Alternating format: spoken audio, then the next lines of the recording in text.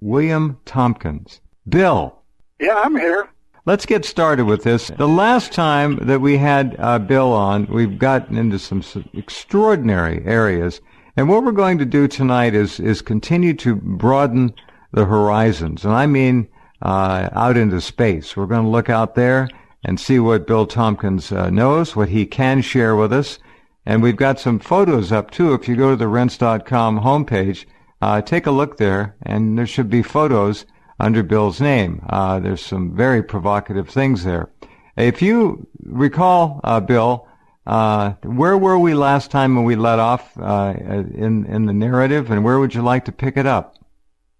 Well, we sort of left off in the middle, really. And if we could, I'd like to go back to like 1942, if we could start there. Okay. Yeah. There's a situation which I think is hard for people to realize, and that is that when the reptilians made their agreement with Hitler and the SS, it was entirely different than anything else on the planet. When you say who? I'm sorry, Bill. When who made the agreement? When Hitler made the agreement to accept the assistance of the reptilians. The off-planet. I just want to make sure everyone is up to speed. We're talking about a visiting race of intelligent, very intelligent life that are commonly referred to as the reptilians. Okay, go ahead. Okay, now that put Germany into a totally different country. Now, the German people, of course, were never allowed to even know that this extraterrestrial assistance had been given to the SS. Now, when I said given, they were actually given the hardware. They weren't given a book to tell you how to operate a UFO. They were given the UFOs, not just one class, but 7, 8 different classes and types, even large cigar-shaped space vehicles. Now, the point here is that this meant that the Germans were totally more advanced and capable of learning how to operate these vehicles, right, and go out in space with the reptilian naval groups and operate with them in the galaxy, essentially doing what Germany was going to do to this planet, which was essentially to take out the people they didn't want on the planet and make the rest of them their slaves. Kind of like the Soviet communists were planning on doing. Exactly. And but the big difference is here that when we got involved in it, it's like when I was working for Admiral Ricabana in 1942, and he had these 29 top Navy operatives, spies, in Germany, and they had been in there for at least a year before I got into it. Uh-huh. And they came back as quickly as they could as they got new information. Now, this is an amazing penetration that American intelligence was able to somehow get, obviously, men who were fluent in German and got credentials and papers to get them somehow placed in positions of extreme importance in the Third Reich. They were naval operatives, naval spies, and these fellows were brilliant. And so they got into all of most of the areas in Germany and the occupied countries. And they found out there were all of these things that were going to take place where Germany then would have UFOs with speeds capable of close to the speed of light. They had weapons which were so advanced there was nothing that we had here in the United States had any idea of it.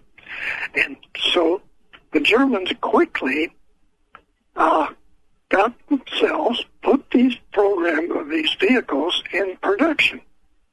And unlike the United States, we had to take the information that the Navy operatives gave us, disseminate it out to all of the top secret organizations in the United States, Navy facilities, universities, Caltech, JPL, all of Lockheed, Douglas, Boeing. Everybody got packages, okay? But our position was totally different than the Germans in that several years went by before there was 2 UFOs that even crashed and that we could look at them. 1947, yeah.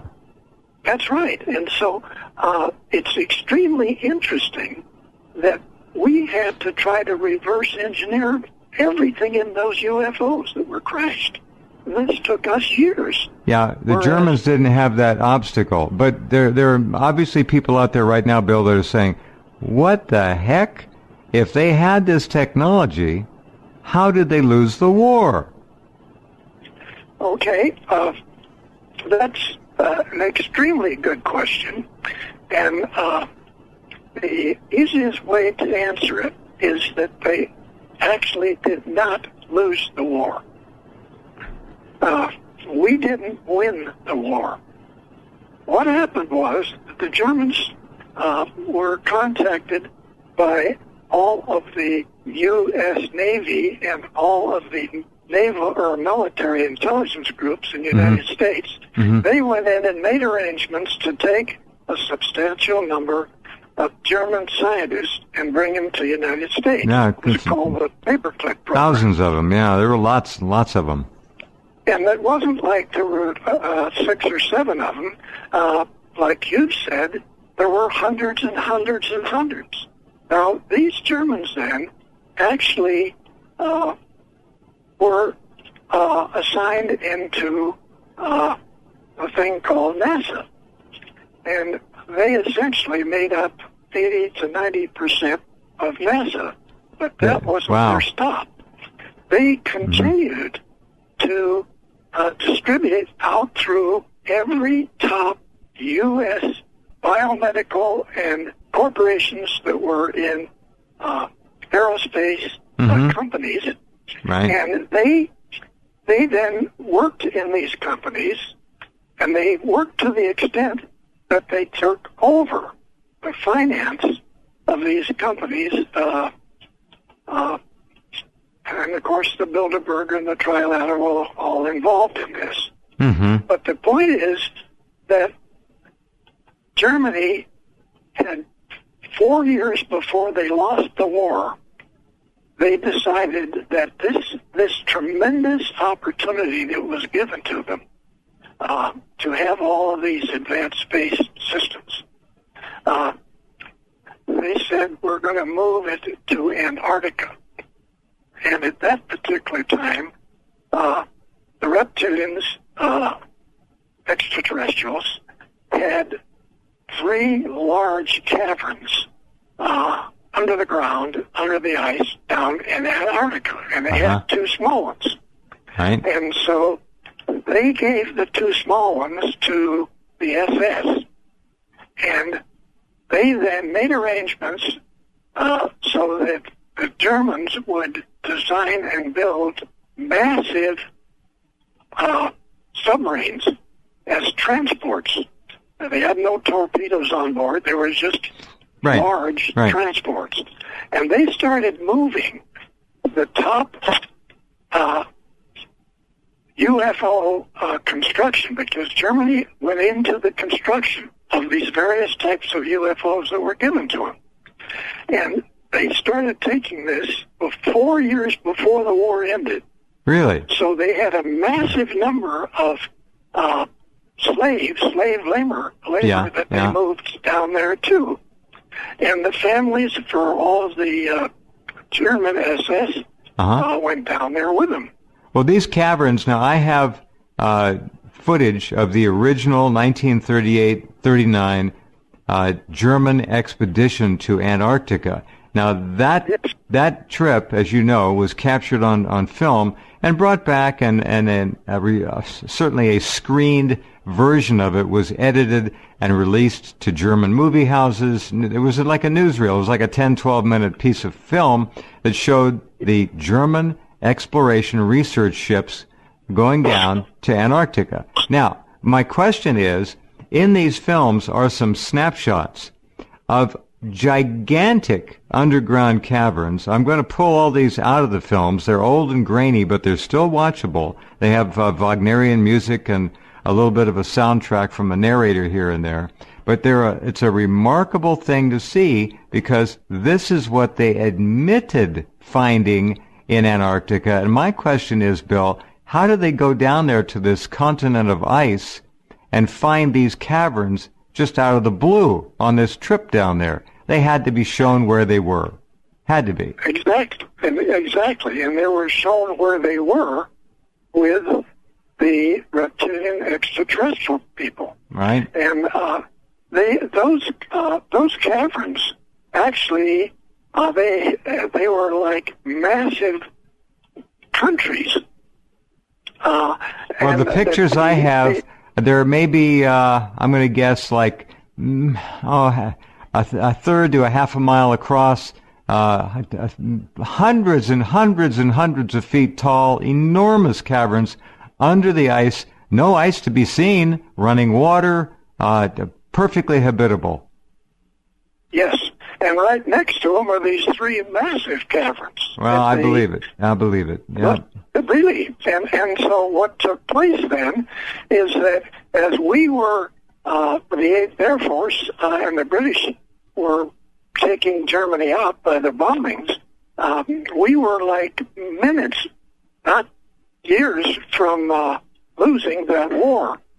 But it didn't make any difference to Germany, because not just Hitler and his girlfriend went to South America, and so did many of the Germans, and they found Bormann, Mengele. There's lots of them down there, thousands.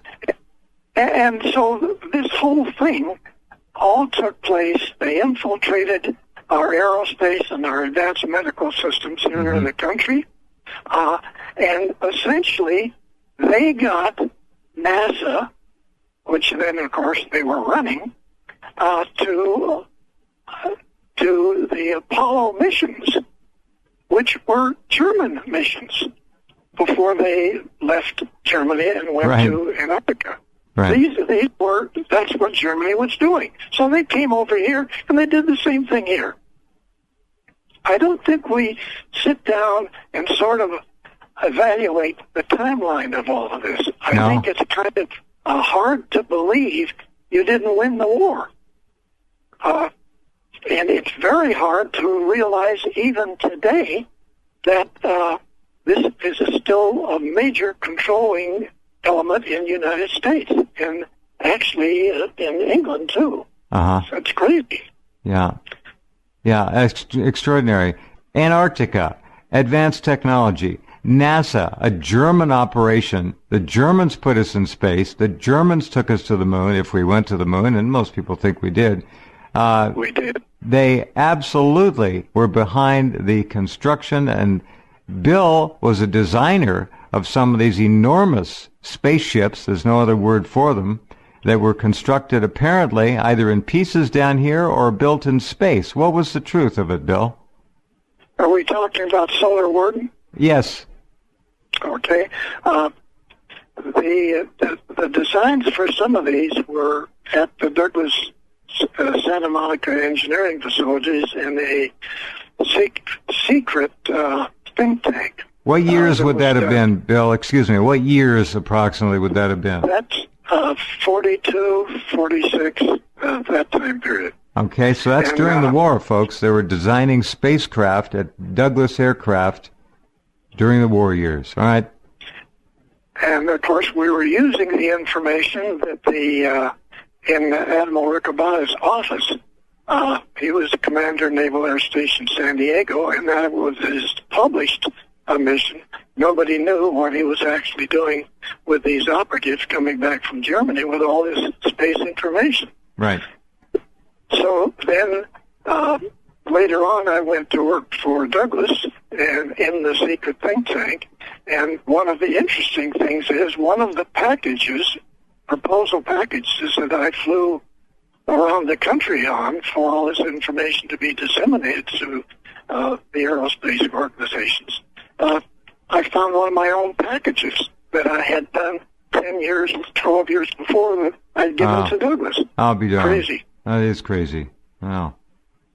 Okay. So my question about these enormous craft you heard Bill mention it, and if you didn't understand, it was Solar Warden, like the man who runs a prison, a protector, a guard. Solar Warden is the name of the program. These big craft that were built, how were they constructed and where were they constructed? That's the big deal. Were they constructed down here and flown into space? Must have been. Okay, no, they were not. See, there you go. Okay, one of the facilities that was used is east of the Wasatch Mountains in Utah, and this is a very, very large cavern. Has smaller ones adjacent to it, but it's a massive one, and they were able to put together Lockheed Space Systems, Northrop Grumman facilities, even Boeing were involved in the actual construction of these kilometer-long spacecraft carriers that the Navy now has 8 of these spacecraft carrier battle groups out in the galaxy. And I don't know the actual mission right now, but for most of the period since the first ones were built and went out into the galaxy, because they were built here, they were operating with only one of the 8 who operated around the solar system. The others were out in the galaxy, jointly operating missions against reptilians and other bad people, but jointly working with the Nordic Navy, and who are the people that has been assisting at least us on the Apollo. Mm-hmm.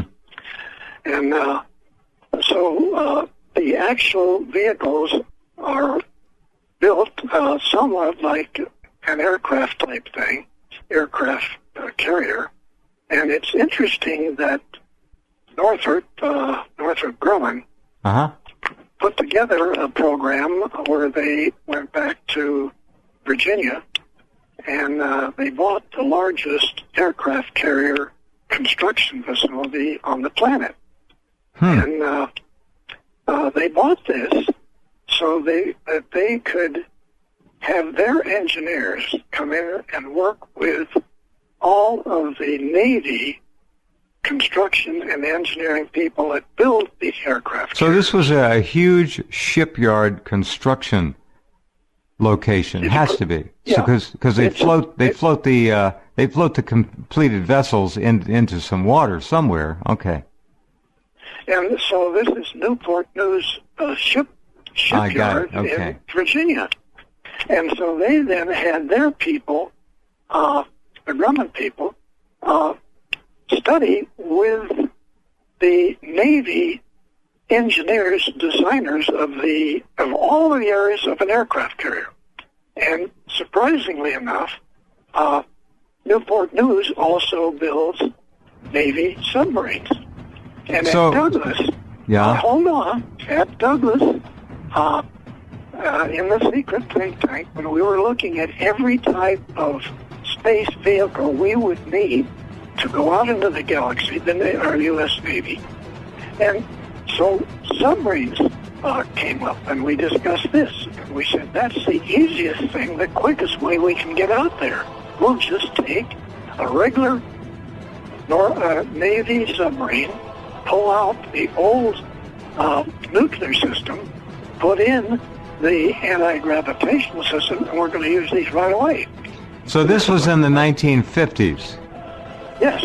All right. This is, I was going to ask about propulsion, so we were given or otherwise back-engineered anti-gravitational propulsion systems, which went into the actual submarine that was being built. Very simple conversion, actually. Very smart. Yes.